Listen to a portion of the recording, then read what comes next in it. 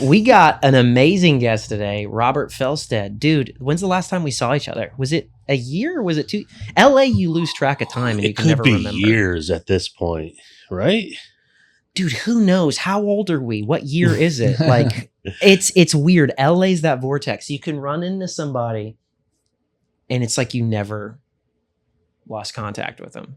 I feel that way when I see people, especially if we've done like comedy together or something. I feel like I'm right back in it every time. 100%. 100%. So Robert is actually married to an LA, or what is married, but she's no longer an LAUSD teacher. Still married. God bless her. But super quickly though, that shoot, we'll get into that in a second. But the shoot that we did, we were up all night on the lot for that shoot, and it was the coldest shoot. It was on set for something. I think we can say it. We can say it. Yeah. It's Holy Moly for ABC. Yeah. Season 3 and 4 on ABC. Yeah. Kate, my wife, is a producer on that show. Or was at the time. Oh, okay. And this was post teaching, of course, but it was like post pandemic, and they didn't want to audition people, so they were like, "Do you know 20 out of work actors?" And I was like, "Yeah, I could drum up a few out of work actors." Yeah, you can find a few. You could just be like, "Hey, we're casting inside Starbucks," and it'd be like easily. But I just had shot texts out to people I knew, and I was like, "This guy would be good." And you had some recs from the Pack Theater, Jake Marin, I think, was maybe who was, because I didn't know you until we were on set. We were bonded from this. Did we meet there? We met there, dude. So just to give you an idea of what the set was like, we were up all night. It was in Santa Clarita at like the base of a mountain or something, and it was below zero. And it was during overnight COVID, and there was these COVID officers that would go if we were standing around too close. They'd be like, "Hey guys, break it up." But we're all like shaking by a lamp, like a fire heat lamp, like freezing. And then people kept breaking us. And I remember, I think you got into it with one of the guys. You're like, "I'm not moving," or something, because you were just so tired of it. Well, it was because we were either tasked with being in just regular street clothes and being like the fake audience, or we would be in mascot outfits. So if I'm wearing a mascot head and he's wearing a mascot head, are we in imminent danger? Yeah, from 100%. That's a mask. There's a mask underneath a fake head, and then he's got the same. Only a hazmat suit would be and better. We're all at that outside. point. It was technically a hazmat suit. It was in the form of a rat, and like dogs and stuff. You were a rat. I was a gopher. That was going to be my next question. Which animal were you? I was a rat, and you know what? I remember at the time I was releasing a lot of sketches independently, like sketch comedy, and I was on Facebook, and some guy goes, "I hope you know you're not funny." And I was in my rat costume, and I had my rat thing right there. And then I go, humbling. I was like, I know I'm not supposed to tell anybody about this right now because I signed a non-disclosure. But I was like, I am on set for ABC right now, so I am definitely funny. And the casting director didn't even know my name, whoever it was, and goes, "Rat, where is Rat?" And just screamed for the rat. And I never actually sent the message. I just put the rat helmet back on. You didn't send it. No. Wow. And so, which was good because, but yeah, I was like, I put the rat helmet back on and then walked back to the stall, and I was like, all right, on set for ABC. Are you a big responder? Do you get into it with people in the comments section? I love devastating comment. I'm sure there'll be plenty on this.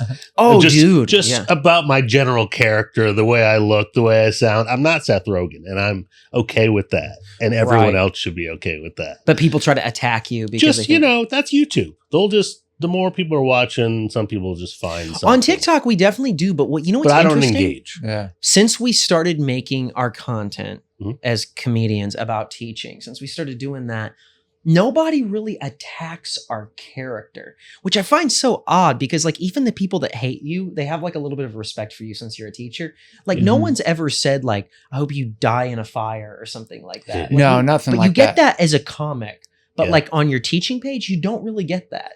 Yeah, well, it's kind of interesting. It's weird. It's like I do stand up. I don't have any stand up clips. Everything is teaching. Okay. And because I was off social media for 7 years, but Yeah, but I stay out of the comments because there was one time that I actually went into the comments and tried to respond to everybody with facts and logic. Oh, you were correcting them.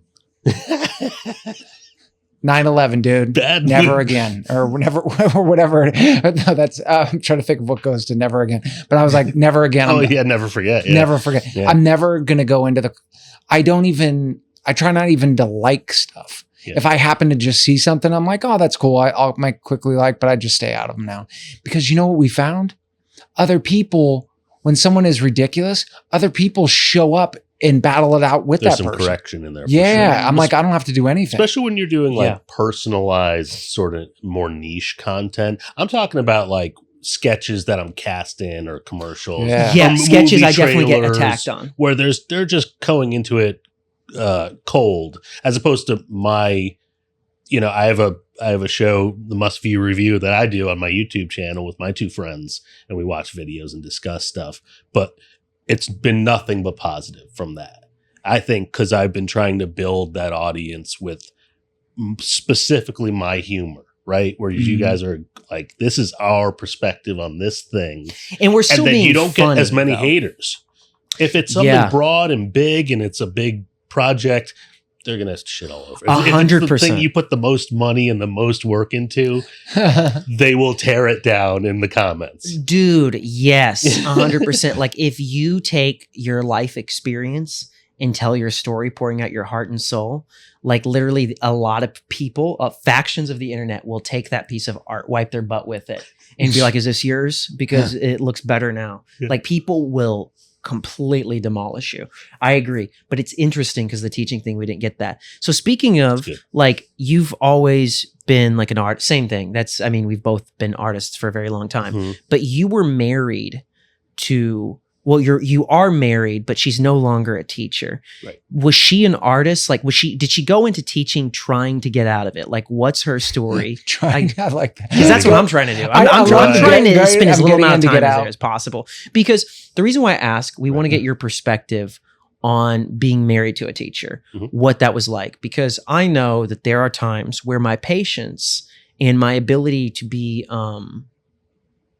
empathetic or caring and compassionate, those are qualities that I always had, but teaching is so exhausting, wringing out a wet rag. Yeah. And then it's just kind of that's what I feel after I get off work. And sometimes it's hard in a relationship to be a teacher and the other person doesn't get it. So I don't know if you were dealing with that at all, maybe to where it's Kate was very stressed, Can you give some context to that for people who might be married to a teacher or so what that was like? So I never acted professionally before moving to LA.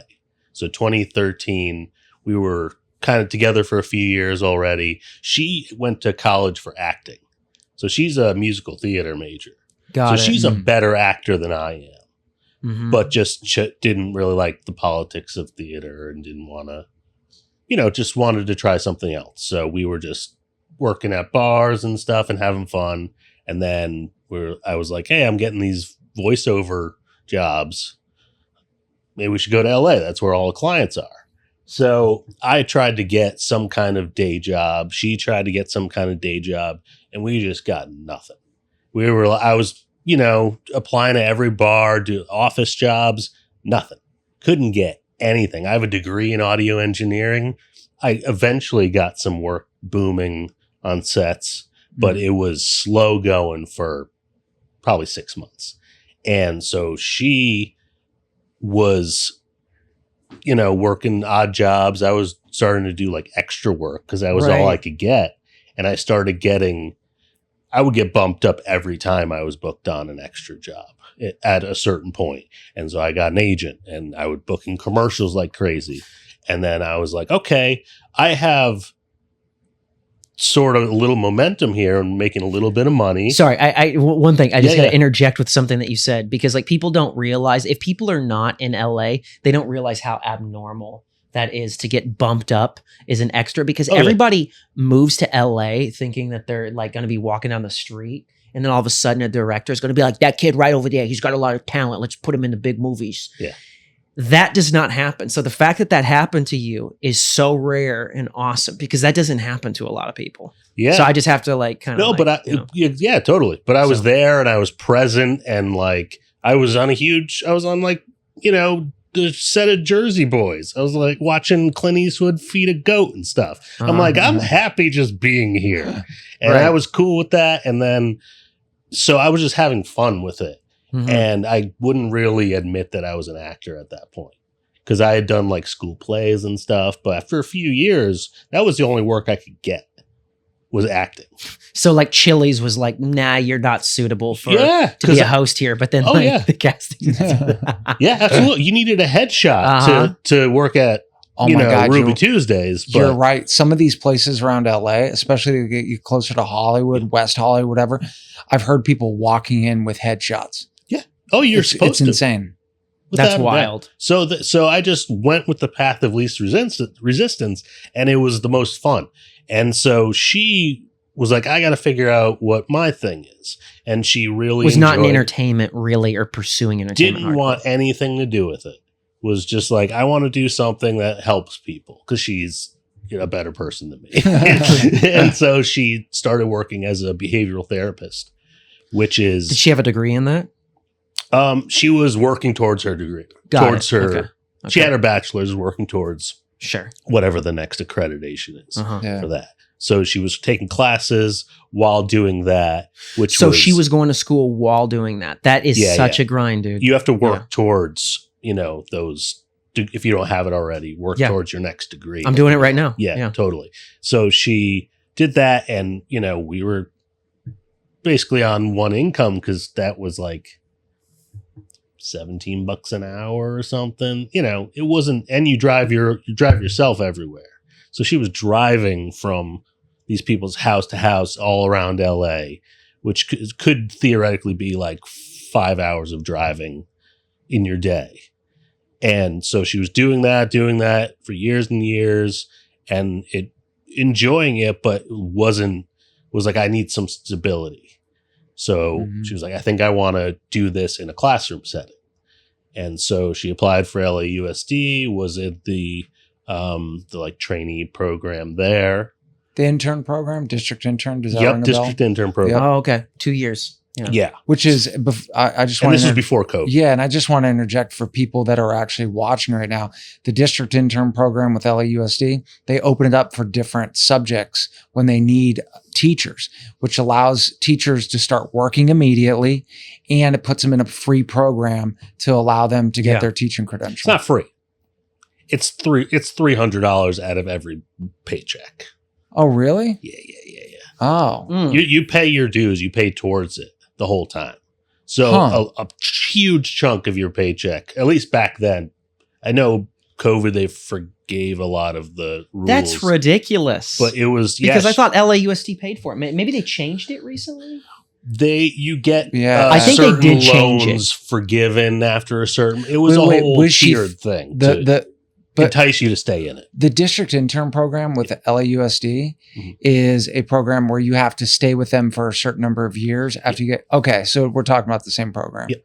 Okay, go on. This was 2016, 2017. Okay. So then she did that and then got a job at LAUSD in elementary school and really liked it. But it was in, so we moved to Koreatown. Which people outside of LA, Koreatown is, there's no parking, the apartments are squashed onto each other, but we were right down the street from the school. Mm-hmm. So it was totally worth the change. But even then it was stressful. And I don't mean like the kids. The kids were adorable. We'd even I'd go in with instruments for the Christmas concert. Like I wasn't even working there. And we were just trying to help these third and fourth graders at the time. And they just, the stories of what they would say, how their home life was, and just I found that the other teachers were not checked out, but just weren't open to other people's opinions. Like first day she came in with like a new skirt she made, and very conservative, but was just like excited to get a room going. And other teachers were like, "No, don't go in early. Like, don't do these extra things that you want to do, that you care about. Don't decorate your room. They're going to expect that next time." And it was always this like very negative thing that they would stamp out any little flower of creativity she had. You know what it is though, dude? Because like I understand what those teachers were good, because like when I first got there, I'm sure they had a good reason. So I'll give you an example. Yeah. When I this was my first year, right? And I left my door open for all the kids like during lunch, right? And like this was like as I was starting to get my credential and everything. And the kids, this is middle school. So the kids would all come in and they started eating. And then I started seeing like empty seaweed packets like in the cabinets. And I started seeing like peanut butter and jelly sandwiches like just shoved in the corner where it's like rotting.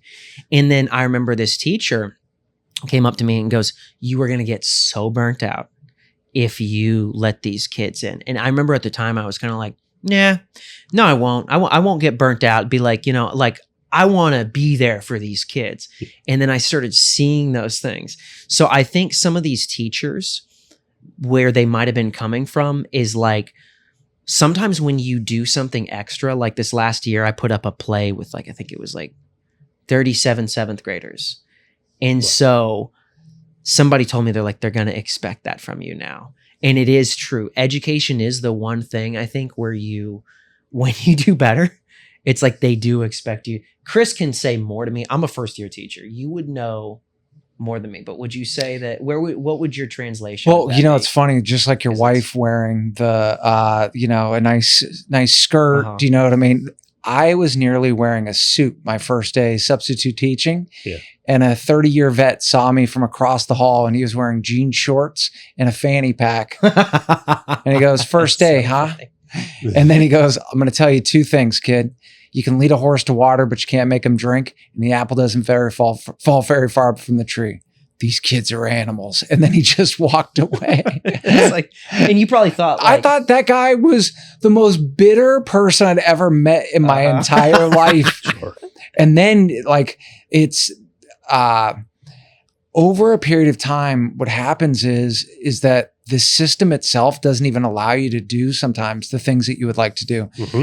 And so that becomes being bogged down. Then you have like the kids, it's like the waves hitting the rock, and then that's why you get the teacher sometimes that the light is gone from their eye. Eroded away completely. Yeah. And people would say, "Oh, well, those teachers need to go." And I go, "Who are you going to get to replace them?" Right. There's nobody because there's a teacher shortage. There is a teacher. But so anyways, there is, did Kate, like, I want to hear the rest of the story. I just wanted to give like, it was hard. She wanted to, put herself out there and really be present at her job and really get to know her coworkers, have a community. Sure. And it just never materialized. Happening. Yeah. The teachers were just super bitter at that job. Like just negative. And like, I saw it in the glimpse that small times I was there. And even I visited once, they were having Taco Tuesday in the teacher's lounge, which is about the size of this room. It's not big. Yeah, they're all small. It's not big. So I lived right down the street. So I walked over just to like say hi during lunch, see what's up. And so I sit down. There's one chair. There's chairs everywhere. First teacher comes in. Kate's like, "Oh, hi, it's my husband, Robert. Hi, nice to meet you." And then he says, "Hi." Looks around and goes, "I don't know if we're going to have enough chairs." And then just walks away. It was like, "Oh, that's weird." Second teacher comes in. "Hey, I'm Robert. It's my husband. Nice to meet you." "Oh, hey, yeah. I don't know if we have enough chairs in here." Every single teacher said hi to me and then immediately was like, "Not enough chairs now because you're here." And I had a panic attack in that room. I left. I was like, I think I'm just I'll take my taco to go and just like walked out. Just a sad taco. Just like 20 of them. just all filing in and saying the same. And then it was just like, what are the birds in the cartoon that are just like, mine, that keep repeating each other? Wait, from Animaniacs? Is it Animaniacs Maybe. or Pigeons? I don't know. Pigeons? Yeah, I'm like, Maybe it's not I'm just Pigeons. pulling every single reference from my childhood. The one with the squirrel. What are the movies? SpongeBob? Ice Age? No. Ice Age. Is it Yeah, Ice with a Age? nut. Yeah. Either way, that's what it was like. Just like, I don't think we're going to have enough chairs. And I just started sweating and felt like I was in like the teachers. I was in like You're in trouble. I was in like the principal's office. Back in grade school. Yeah. Dude, so I'm curious. So what was the point where she was just like, I can't keep doing this? Was it the kids or was it? It was never the kids. Really? Never the kids. Yeah. It was the system and how it was not meant to help individual kids necessarily. Anything that they would say, you got to report it, right? Mm-hmm. If there's something concerning, you're legally obligated. You're a mandated reporter, yeah. Mandated. And that was like, that sometimes it's hard for kids when they say dad hits me or something that's maybe an offhand comment, but now it's begun an entire legal proceeding for someone that's maybe can't afford it or, maybe doesn't want to deal with it. Yeah. So then they're directing their feelings at this teacher. And everything falls on the teacher. Everything that's the light gone from their eyes that you were kind of like sensing and like that, Totally. Because like you said, the system, I think what a lot of people don't realize is the system is not set up for you to succeed as a teacher. Mm-hmm. Like you can I feel like you've found a way to kind of like maneuver and you know what it is and you kind of have like a survive. How about this? Survive. Yeah. You know how to survive within that thing, but there's a thing to where it's just like, the longer you stay in education, people have said like, oh, Hollywood's toxic or comedy's toxic or any of these different, right. And they are, they are, especially stand up like is a toxic environment. Hollywood can be very toxic, even at the top, because someone will cut your throat. Sure.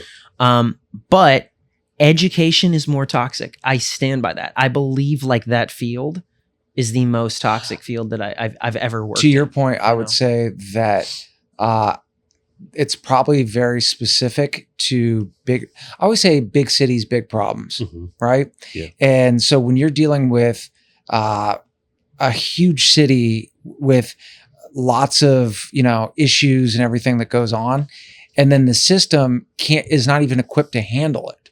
Yeah. Like if you saw like what an average classroom is in a school that has a great ratings of 3 out of 10, you'd be blown away where you go, there's no way that one teacher, or even if they had 2 teachers and a therapist in the classroom, that they could deal with all of the issues that are currently going on. And then at the time, not only that, right, with the students, but then the things that you would do in a normal setting, you're not even allowed to do anymore. Such as if a child has a lot of problems and they keep escalating a situation, back in the day, you used to be able to hold them for 5 minutes or whatever it was, maybe of their lunch or their recess, but now you can't even do that. So they've also taken away anything that you could possibly do to have some kind of consequences for their behavior. It makes it very tough. Mm-hmm. But so how long was she teaching you said she was teaching special ed, correct? Mm-hmm. Or now, was she a RSP teacher? I don't know if you know what that is. Or did she have her own classroom where she had the same kids the entire day? Do you remember? What does RSP stand for? So RSP is someone that they actually deal more with the paperwork of being a special ed teacher than anybody else. So they're the ones that typically are writing more of the IEPs and everything and having a lot more of the meetings, where a teacher could also be just in the classroom. They still help write IEPs, but they're in usually a self-contained classroom. And sometimes they'll have like the same kids the entire day. So it's like a mild to moderate situation. Well, this is like 3rd and 4th grade. So It was the same classroom. Okay, so she had the same kids the entire day. So. Okay, so she was in a self-contained classroom. Okay. Yeah, so for people that don't know, there's usually two types of special ed teachers. Okay. One does more of the paperwork and the meetings and the business side of it. So that her classes must have been really small though, right? Do you remember that? I think it was less than 20. Okay. Yeah, definitely. That's awesome. Now, yeah. So she was able to give these kids and a lot of them were, they were in like the special needs class, but it was because English as a second language, which, kind of holds you back sometimes in learning early on because they're learning another language as well as all the stuff they're learning. So they think that they have learning, issues, but really they're translating in their head, or they have, they haven't had early intervention yet on autism or ADHD or whatever. Yeah. So it's very early on, and it's such a crucial part of figuring out how to set these kids up to learn as much as they can later on. So she really enjoyed that part of it. Yeah, sure. So young. And that's the early best, intervention is key. 100%. Early education. I'm not saying it's easy. It is hard, but there is an innocence that these kids have, and it's because I used to do long-term subbing, and I did it for special ed, and I loved doing special ed. Yeah, that was actually my favorite. But it's that early intervention. It definitely is key. And it's special ed. Sometimes it's just those are some really great classes because you do get a little bit of extra, but it's still so hard. So what was the point where you're seeing the stress and everything? Was there a point where it's okay, I'm going to go into producing. I'm an LAUSD teacher, but then did you get her into that? Well, that was the thing. It was some tough nights, she'd come home and I love my wife. She's a very empathetic person and very present and very she'll do anything for anyone. She's very awesome. She's awesome. And she really cares about people. And so she just couldn't turn it off at night. Just severance herself. That didn't happen all day. Oh, you mean her empathy was she'd be thinking about something a kid went through. Yeah. The separation there was no separation. You couldn't leave it at work. That's a huge issue that teachers deal with. Yeah. Right. And probably adds to the burnout factor or whatever. 100%. It was the burnout. Because you do care. You do care. That's when people are it compounds. What are you guys so bitter for? It's because I'm tired. Yeah. It's you really do care. Yeah. And it compounds. So it was just she was so exhausted. She was so exhausted. And she was I don't know if I want to do this anymore. I was well, if you don't want to do it for the next 20 to 30 years, speak now. It's not too late to stop. If you don't think you want to do this forever, don't do it anymore. If you don't want to say, that's fine. But was she in her 20s, 30s? Was this at the time? Yeah. If you can say, if you don't want to, that's do the math. Late 20s. Got it. Okay, so she still had some chutzpah, and so she was yeah, let's get out of this. Yeah. She was going into it completely wide-eyed and really for a while did it and enjoyed it and was able to kind of take the good with the bad. And then the money wasn't getting much better over a couple years. You got to do it for 10 years before you're getting a real salary. So I was honestly, we could barely afford for you to continue teaching at this point. You find something else that makes you happy. And there's so many people who want to leave the profession of teaching, and don't do it for the money. We talk about that, and I know because our comment section is literally just people with metaphorical, not literal, but they're talking they have basset hound eyes, and they're help me. Yeah. That's our comment section is get me out of here. I feel for them. I do too. I mean, that's the way I feel, dude, after a year. And Chris is like, it'll get better, which, I know it will. But it's also like, I feel like sometimes a little crazy. So the people who've been doing it for a long time and everything, they want to leave. She left. She's a shining example. But it's like, obviously not everybody who leaves teaching is going to become a producer. No. So she's a successful producer.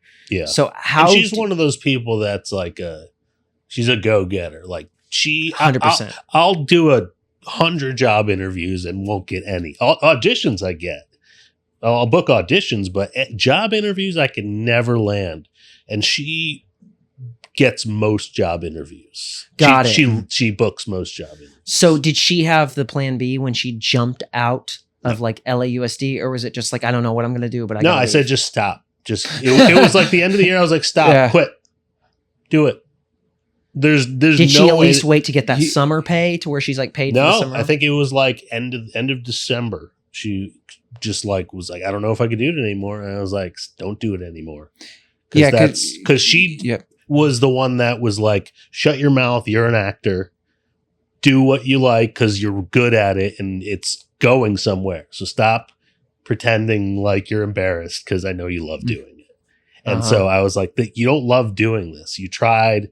You are good at it, but like it doesn't love you back necessarily. I think that's education though, in a nutshell, is like you can love this thing, but it does not love you back. Yeah. And so I was like, just quit, see what happens. I told her like at the time, Facebook groups were like a viable way of getting work. Like I've gotten television jobs. I met Atsuko from a Facebook group. And I've gotten so much work from it. So I was like, go to these groups and like just check them out every once in a while and apply for some gigs. Maybe you'll get a production job, art department, because she would just do all these arts and crafts with the kids. You're basically setting up an arts and crafts no matter what, even if it's just a lesson plan or a game for the kids. Like you're producing a segment essentially. In front of these kids. Yeah. And so she saw a post for the Disney Plus first original programming on Disney Plus. Wow. Which was called Disney Family Sundays. And so it was like families get together and they make this Disney themed craft together. And that's like, it's like a Wall-E thing out of a milk carton and they attach wheels with cardboard or something. So she had to make the like hero version of those. And instead of because what she was doing was like integral to the IP, they couldn't put her in art department. So they gave her an associate producer credit. And then every job since then, she just got like plucked from someone on that staff that was like, she must be so legit. Like such a great go-getter and so incredibly easy to work with. She is. Those are the two things. Being a go-getter and being easy to work with, because you can be the most talented person in the world. But dude, if you suck to work with eventually, it's like being the most attractive person in the world. You know what I mean? Like if you're difficult to be around eventually, like no amount of talent or attraction or any kind of... Or how about this? Thing. Your talent has to be so unreal that people can overlook it. But what will eventually happen is it'll start to come down and then no one wants to work with you again. No matter what. Even if your talent is so unreal, I don't even think that's like enough. Like, I mean, how many great actors, No, but what I'm saying is it'll get you to you can still get to a certain point, but then eventually you're just going to come crashing. That's what I'm saying. Yeah. No, how many people are not? There's no way to people sustain will it. like organize and edit spreadsheets based on your like cognitive creative vision. Like it's those things, like someone that loves organization and actually writes and actually knows how to, set up something visually helpful. It's originally from teaching. So do you think that it's really, really interesting? So you were an actor and then Kate is a producer. So Kate, what's the more logical side of your brain? Is it left brain or right brain? I don't even know. Whatever. So you're using a lot of the artistic side of your brain. And then did you feel like, so now you guys can kind of have this like power team thing, but did you feel like you would have that if she would have stayed in teaching? Do you think that you still would have had like that actor producer thing that you have right now? Because when I think of like really successful like couples, I think of you guys. Like I do. So it's like, do you think that you still would have had that had she stayed in teaching? No, I think every one of our failures has been the best thing that's happened. Right. So it's good that she left teaching. Yeah. Oh, like, yeah, it would have been a whole different trajectory. And if I never would have been totally different. Yeah. If I decided to move here on a whim from Philadelphia, like I couldn't have known. I wasn't making any money there. Right. There was nothing actually keeping me there, but to take these like leaps of faith was it happened because we were together. Right. I guess I'm trying to find the through line for like our viewers and stuff. So if somebody's watching this and they're in a tough spot in their relationship and you happen to be a teacher and your significant other is not a teacher, the lesson from this is to quit. Quit teaching. Quit teaching. You just I think you just have to decide what you're going to bet on. Yeah. That's a great way to put Kate every time. Right. Every time. Right. If her instinct is not to be somewhere, go. 100%. She's became a producer like less than a month after she quit. Dude, teaching. that is such an inspiring story. Immediately. I hated really teaching. Cool. And then I left and then I became a producer like that.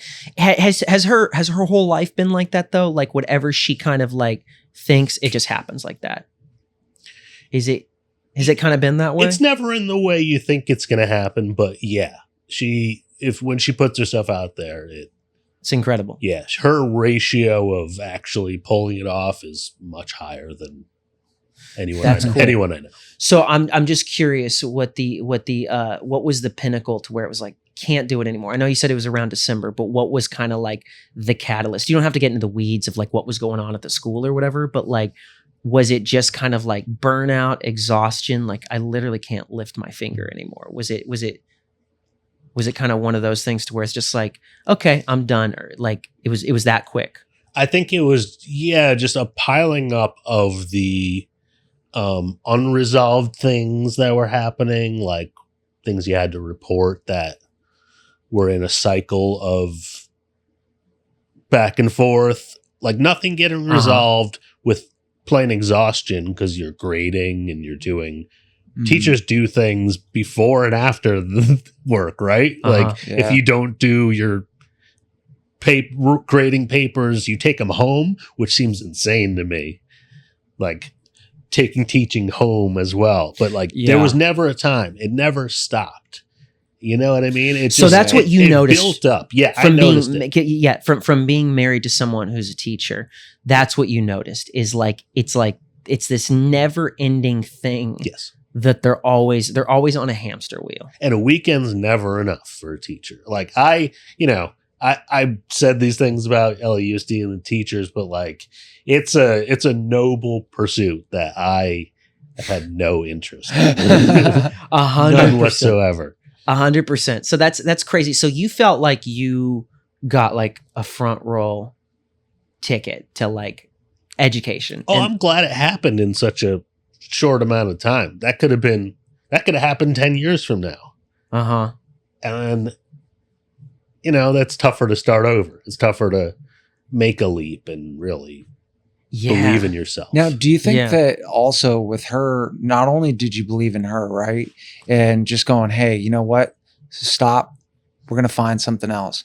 But do you feel like because you were somebody that's something, you just took that leap of faith with your own career, that it also was kind of do you think that also helped in her making also that leap of faith of like, hey, I can try something very different because you had kind of done the same thing and got into entertainment, which for the average person, that's a crazy thing. Like you've been in entertainment for a long time, but I had to stop denying it.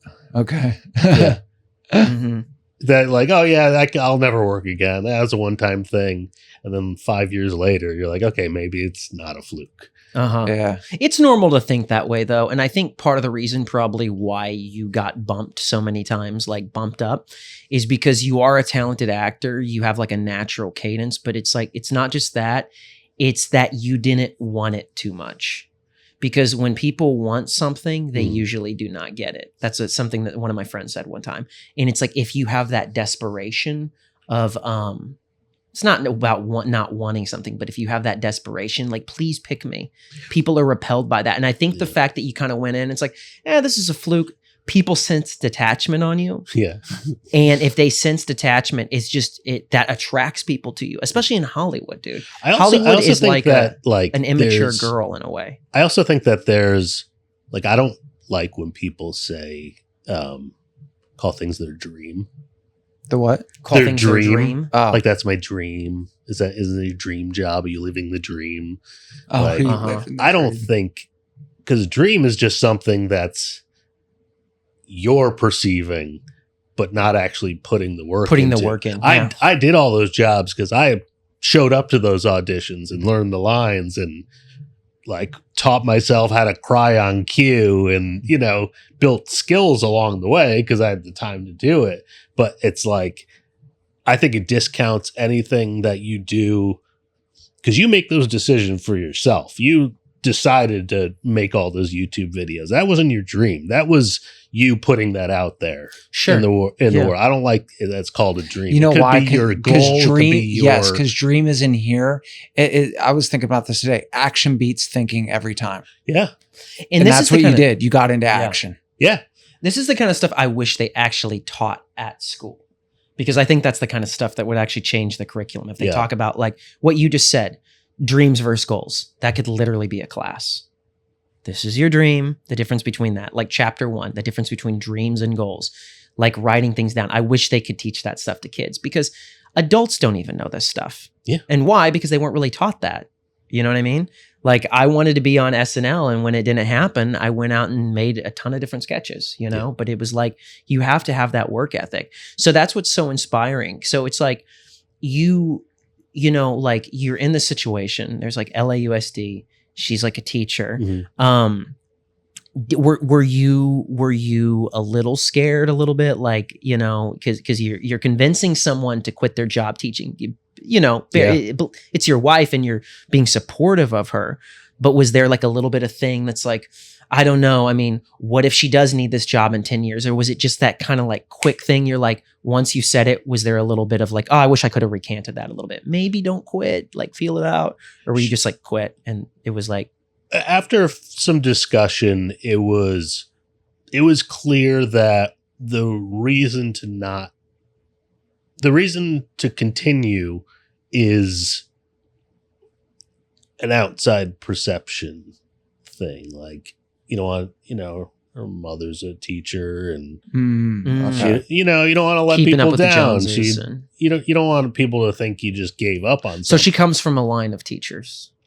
Her mother's a teacher. Yeah. Her mom's a teacher. Got it. Which, her mother brought her into, or came into her middle school to like get a job because she had, got her teaching degree and they had just moved to the town. And Kate literally like got her the interview with the principal. It was like, you should hire my mom, and got her the job at the school. Wow. Like Kate's just that way. And I knew that there was no chance she was going to be idle for very long. I was like, because it's capped how much money you can make as a teacher. It is. Up to a certain point. And then, but her on her own out in the wild, endless possibilities. Yeah. So I never went to scared. Scared would have been staying here and being upset in the person that I really care about, and then who just cares about others to not be that way. And you watched miserable. Yeah, you watched the misery. Yeah, that like your wife, your best friend, whatever, is like kind of going through, and you're just like, Did it ever make you mad at like the education system to where you're like, this is stupid? Like, you just hear some of the stuff that like teachers have to put up with, and you're like, this is the dumbest thing ever. Yeah, I mean, you debrief with your partner at home. Yeah. Every night. Actually, you know what? Sorry to interject. Yeah. There's 2 questions that we ask guests usually at the end because they're currently in education. Uh-huh. I think it would be perfect because you're asking this right now to ask you this right now. You ready? Okay. What's something that you learned about public education that you didn't know before? Specifically in LA or just in general? Just in general, like being, being married to someone that was a teacher or whatever that is. It's humanized the teachers more. Okay. Yeah. I didn't have any respect for teachers when I was dude, same before I became a teacher. I was admittedly an idiot until I was like 25.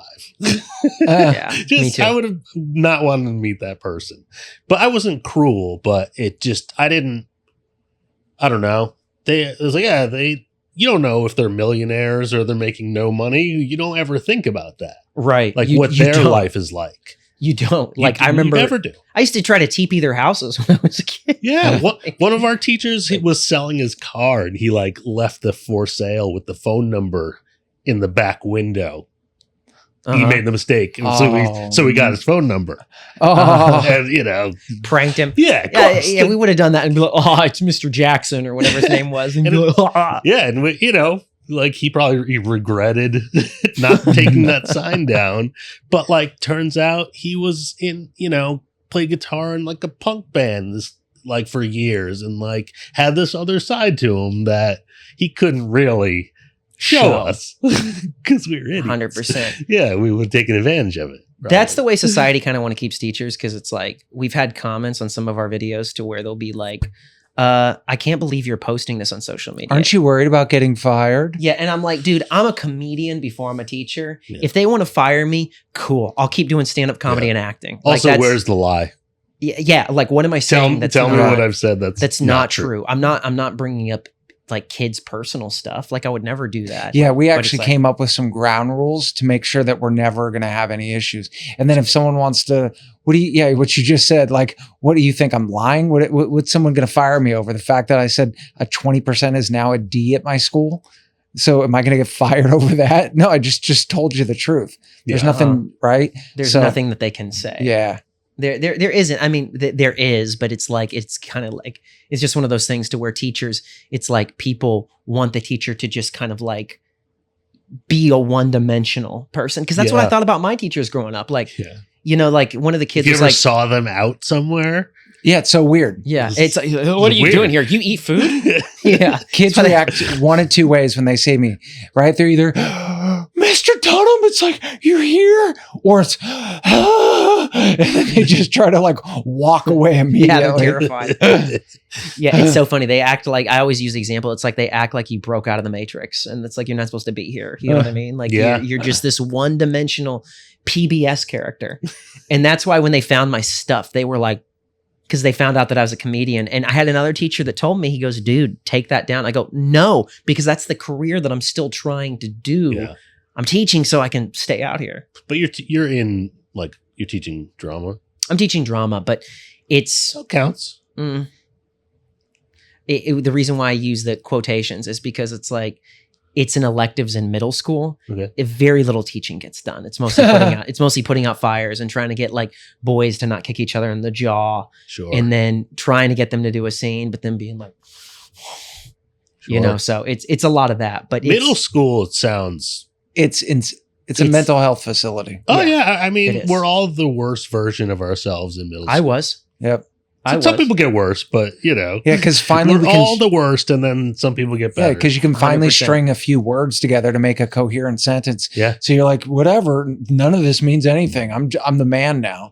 100%. Yeah, you think you're awesome because you can call people like stupid names and stuff like that. Like it's just the most offensive version of a human. And it's so funny because like everybody's like, oh, are they all like, super politically correct and everything now? I'm like, no. Nope. It's the same as it was when Limp Bizkit was popular. It won't Middle change. school will never especially change. in big cities, because we don't deal with the kids that are like, hi, how are you? And no, these people are 30 years behind the time. They haven't got the memo yet. No. that there are certain things you're not allowed to say or do, or think, or whatever. So in some ways, it's kind of like refreshing in a way. Sure. Because you're you just have like to censor yourself. Well, there's that, yeah, or people aren't as uptight. It's uptight. Yeah. That people can take a joke and everything. Yep. And it's kind of like comics. Comics will say crazy stuff to each other, and they can be from every different background. Yeah. Like it could literally be like a comic that's, from every background and walk of life, and they'll still be able to roast each other and be able to walk away and be like, we have this camaraderie. I see that same thing with like middle schoolers. You know what I mean? I feel like there's less bullying now, but it's still kind of like they still say crazy stuff. Yeah, you know what it is with bullying is when people think about it, the best bullying is subtle. Teachers don't see it because then the bullying would stop. Which would require intelligence. Yeah, so there's some intelligence that when you hear about stuff. Yeah. I mean, this is like pre-internet capabilities. So like there was no social media blitz where they bully them online, so you can't really tell. Right? Like I had my parents' car phone in high school. Like we were, I remember that. That sounds horrible having thousands of people look at you when you're that young and judge you. And dude, when somebody can just pull out a phone and start videotaping you. Yeah. Yeah. My friends and I we had a public access show that like ran all the time, but YouTube wasn't around. Just people in the like 10 square miles could watch it and no one else. And we had that like, you're doing things in a bottle. No one knows. No one to tell you how stupid you look and how bad you sound and how dumb your hair is. And it was a gift. Yeah. To not have feedback on all of that. Because we obviously because it would have made idiots. it would have comatose your personality. Yeah. Yeah, you would have went under your personality would have went under anesthesia, and you would have just kind of been like a faint version of yourself. Yeah. Because like bullying, if you're bullied enough, eventually you're just kind of like, and you have no personality anymore because you're hyper conscious of every little thing about you, Actually, I want to ask you something. You said that you were doing a public access show. Was that kind of like your first little thing of like show business? Do you know what I mean? Or like being in entertainment of sorts? Yeah, kind of. Like what got you into doing that? So in middle school, my friend Derek and I, who we took like improv or acting for kids at the local community college in Connecticut. And so we took like classes there where it was like the basics of improv and scene work and stuff. And we did like a scene from the Goonies and a Three Stooges bit and everything. And so it was just us trying to channel how to make comedy, because we already made like VHS movies ourselves. So cool. Basement with my dad. I used to do that too. Yeah. So we did that kind of stuff, and then high school moved into. So you started kind of filmmaking young then, because that's the other thing is you're also a filmmaker as well too. Yeah. So it's like what do you like more? Was the filmmaking to create a vehicle for yourself as an actor, or did you just like filmmaking in and of itself for that by itself? Oh, we never. Just did it was never. No, considered. I mean now, because you're a filmmaker now too. I mean, back then it never even occurred to us that anyone just be would having ever fun. No, I'm not like, well, who are your influencers? Kubrick, and then you're like, no, I was 10, dude. No, I mean like now, do you? Because I'm just drawing the parallel because when you were a kid, you were making movies, and then you grew up to do that. Like you have a couple movies that are actually out right now. Yeah. And so the movies that you directed, did you do that for yourself as a vehicle for yourself as an actor, or was it more so like, I just love filmmaking? Yeah, the one in particular, the one you're in, that's the vehicle for me and for my particular voice. So like most of the material in that is from stand up bits that I would go and do like a set at open mic or something and sort of play with these jokes. Sure. And then I would write scenes for them. Oh, that's smart. So a lot of them are based on just one-off jokes and then, strung together. So it was that was an effort to have a film that was specifically in my voice, because I've done other people's jokes and I've, things that I've written or edited that other people are in, but it's never been that specific voice. So I play music too. So my music's in it, and it's just wanted it to be that package I am. Yeah, it's a package that you created. It was really cool, dude, watching you do it. And it was cool too because you and your wife collaborated on it. She produced it, right? Yeah, she did. And so, we co-directed it together. Okay, got you. So you guys both directed it.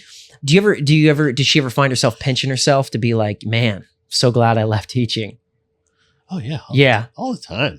And be like, it has to be so much easier to deal with adults now. It's still not easy because we deal with some pretty dysfunctional kids in Hollywood. Or not, kids. Yeah. We deal with some pretty dysfunctional actors in Hollywood. But it's like, I feel like teaching kind of prepares the way for you to be able to like deal with people as a producer. Oh, I can 100%. Totally see the transition. Oh yeah. And you can tell the producers that use ChatGPT. They don't make it. They don't get very far. Actually, really, that's an interesting. Because it's all got to be either in your voice or who you're writing for. ChatGPT won't do that for you. And it reeks of AI when you do that. I have a question for you, man. You mentioned going and taking these jokes to the stage, right? And the person that immediately popped in my head when you said that, and then also writing a movie, is Woody Allen. I always think that Woody Allen's, especially his earlier stuff, it's amazing. The reason why it's so amazing is because he had a stand-up background. He did. So there's none of these wasted words. He knows how to just bring it over and over and over. So the question I really have for you is, how do you think that stand-up has actually made you, how did it help you become a better writer or filmmaker? I'm almost like reverse engineering what I think is funny about movies, if that makes sense. So that's what stand-up did for you? Yes. Got it. We're actually doing it, and like I've traveled a lot with other stand-ups with our mutual friend, Atsuko. I've spent probably like hundreds and hundreds of hours listening or editing her material, and that's like a master class in itself, because like I don't have I can't do like long form joke structure necessarily. I've never done an hour of stand up. It's always been short sets. But like seeing her and seeing how different audiences react on the road, and then seeing these movies that cast a lot of stand-ups in roles, and seeing the ones that are clearly just like, where's my joke? Where's my joke? Where's my joke? Say the line. And then there's the ones that act, and you can do like something comedic and big, but it still doesn't negate your movie. Does that make sense? Like there's sometimes they're going for the joke and not the scene or not the tone. I see of the what film. you mean. It's standing out versus blending into actually what's going on in the scene and being part of it. Living in the world. Yeah. Yeah. A couple like stand-ups were asking me like, how do you like memorize and like audition and do characters? And I'm like, you kind of have to just believe it. Like, or at least pretend to believe it, and then find something like empathetic, find something you could like latch on to. It's not just the words. If anything, memorizing the lines could be like a story that you usually tell. Like stand up, you tell stories. You have to encapsulate the feeling of what you're trying to say and then just break it down into bullet points almost. Yeah. Like, let's say somebody Because if they're just words, you don't know what to feel. Right. But if you understand what the story is and where it's going and who it affects, you can feel it and believe it, right? And then absolutely. I think great acting is just imagination and confidence. You know what I mean? It's like, are you familiar with like Sanford Meisner? Mm-hmm. He says that like acting is living truthfully under imaginary circumstances. Yeah. So it's like, it goes back to you just have to kind of believe it. Like, it's almost like you have to have that little pilot light that's like still on, because then you're not a crazy street person whenever they say cut and you're like, ah! And it's like, cut, ah! And then it's like, cut. Like, you can't be like that, because then otherwise you're just pushing a shopping cart. But you have to have that. You have to have a little bit of that. What's that? I've seen that sketch. Wait, we should do that. That actually would be a great sketch. The guy that's too good at, when you're too good of an actor, cut, and he's a wrestler, but he's like breaking the DP's like back over his knee. I said cut. Nope, can't let it go. Yeah, it's like, yeah. sorry. What is it? What's the type of acting where the actors are on set and you have to refer to them by the name that they're playing, like Jim Carrey when he was playing Man on the Moon, like Man on the Moon, where method actor, where that's them the whole time, even when they say cut. Jim Carrey like destroyed the set and stuff like that. I think, or something to that effect. Jim and Andy is amazing if you haven't seen it. I feel really like good. At this point in my life, so I haven't really taken any of those. I've read like the Michael Caine book. Acting on film. And he talks about taking off your glasses. Base level like groundlings. And otherwise it's just like observing and reading books and seeing what you like out of movies and sometimes scene study. But I feel I don't want to be taught anymore. I'm in the same. Sense. I do not want someone to. I'll learn from you, or we can I can pick something up from you, or we can discuss things and learn together. But I don't want to be taught.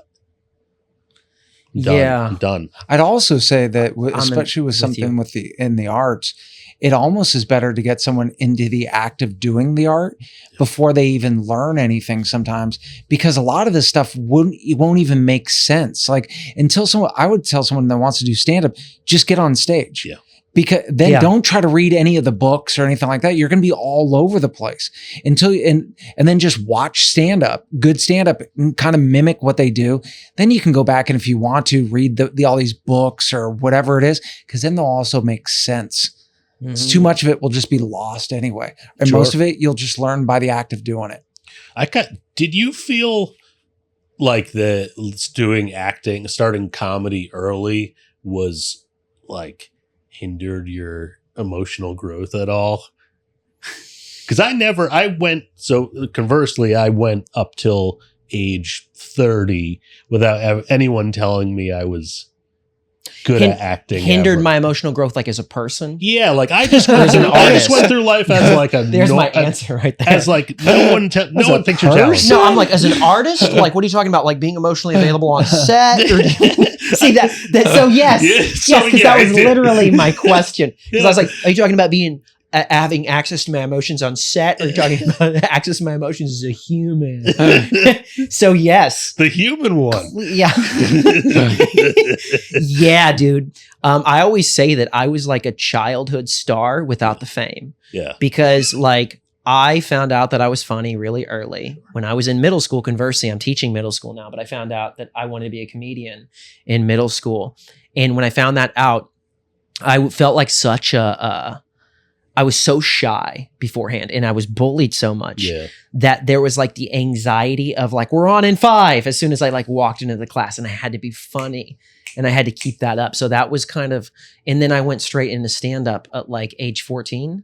And then by like 16, I was going into like comedy clubs and stuff like that. So it was like, that's young. It was really young. And so my value was kind of tied to, it was tied to like that. And it definitely hindered me as a person, which is why I think teaching actually has been good for me, because what it's done is, I'm a very action-oriented person, but I also live in cuckoo land a little bit. Sure. And so teaching took my feet and grounded me to the floor a lot more in a way that I did not have. Because when you're an artist your whole life, that's why it's like, it's cool that we have drama class for kids, but trying to get kids to be like, I'm going to show you how to make a headshot, and I'm going to show you how to I'm going to show you how to write a resume. It's like somebody just come in and fire me if I ever get to that point, because it's like that's not good for kids to be that close to the industry that quick. I don't think it wasn't good for me. I can only use my own experience, but conversely, I was like, I'm just going to play my guitar. I'm going to play my guitar. The next state over, I got these bars I'm already playing at. And you were in a band. Yeah, I was in a band, and I was in a couple of bands. And then like my parents specifically were very, very sweet, but they were just like, so you're thinking about college? Thinking about colleges? Or I'm like, oh no, I'm just gonna play the guitar, play music. And then they were just like, what about teaching? No plan. Just like, it's just interesting, dude, because you're such an interesting case study, because we're always telling kids, like, know your goals, know what you want, have it chiseled out in stone, dun, dun, dun, dun, dun, like a very type A approach. And you just kind of became successful doing none of that. I mean, you did work hard. Yeah. You did work hard, but you didn't, you were kind of like in the moment. Yeah. And that's something, and maybe that's why you're successful. Anything where I wasn't like true to myself and present never works.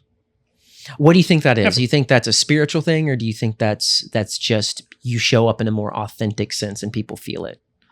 Maybe. I think that might be it, because you don't know what to people. The hair's a Rorschach, and people think different things when they see it. Right. With long hair. Yeah. But you have glasses, though. If you have glasses with long hair, you're okay. Like, if you don't have glasses, I feel like maybe people just assume, like, I think you're successful if you have glasses. I never see a person on the side of the street begging for money that has glasses on. Anytime I see someone, wearing glasses like that and a pair of New Balances, I go, indie filmmaker. Yeah, 100%. Indie filmmaker.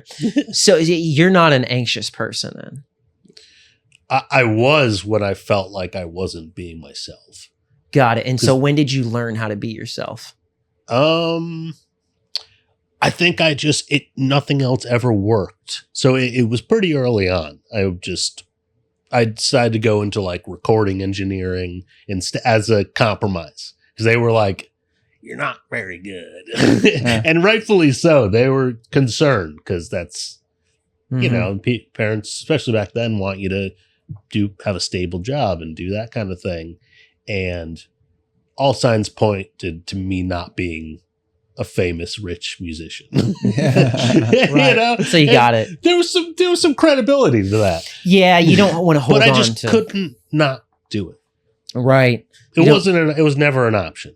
And anytime I would apply for like office jobs or things that I didn't care about, like hotel AV, they could smell it on me right away.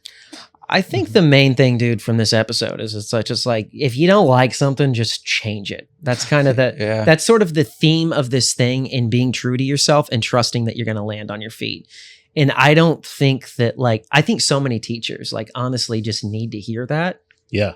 Because it's like, I consider myself a comic first, a comic first, an actor first, had to go into teaching.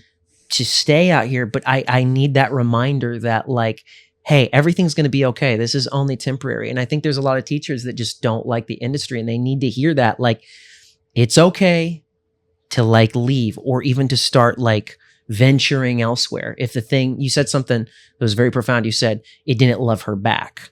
Yeah. Teaching did not love your wife back. So you we're like, hey, maybe it's time to leave. And then it's like, and things worked out. And now it's the best decision you ever could have made. And in a way, not that she needed it, but in a way I gave her permission to admit. Yeah, you weren't like, no, I know you weren't like wearing a wife beater with like a turkey leg. And it was like, you need to quit your job. Yeah, like, go to showbiz like me. Yeah, go to showbiz, make daddy some money. No, but people that don't have that partner that's like, just do what's right for you. That's the other thing too. A lot of people don't have that. Being married to a teacher. Yeah, being married to a teacher. It's the deeper thing is do you have this is becoming a little bit Super Soul Sunday, but I love it. Okay. Do you have a partner that actually supports you and encourages, I know you don't like the word dreams, but you know, until it's materialized, encourages that vision. I mean, you're manifesting it. You're making it happen yourself. So you should take credit. It's it's not your dream. If you will it, dude, there is no dream. Mm-hmm. Big Lebowski. Yeah.